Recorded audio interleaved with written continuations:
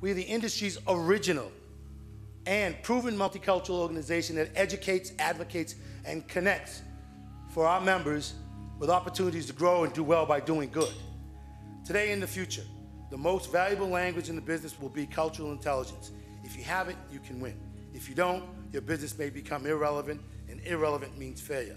If your company does not get all in on the issue of building cultural intelligence, then you run the risk of becoming the next Sanka, TWA, or Whiteout.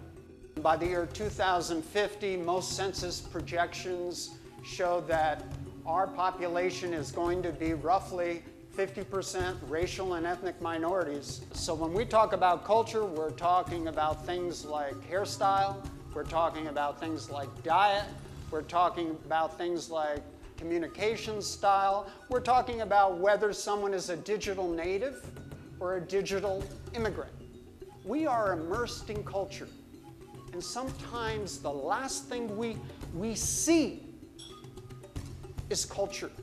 Cultural intelligence refers to a repertoire of competencies that allow us to work with diverse people in diverse settings. What I tried to do in building cultural intelligence is break cultural intelligence down into what I consider to be 9 essential critical mega skills.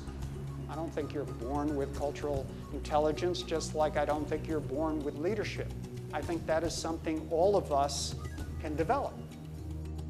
I'm going to focus specifically on 3 aspects of the Asian experience in America: the workplace, the marketplace, and the communities. Sometimes adversity can bring up tremendous opportunities that weren't there before. You may want to look at Asian communities, at least in the United States, but also throughout the world, as whether you see them as a danger, there's also tremendous opportunity there. At $1 trillion, that makes the Latino consumer spend in the U.S. one of the top 10 economies in the world. For every Latino that passes away in the U.S., they're replaced by 8 Latino children.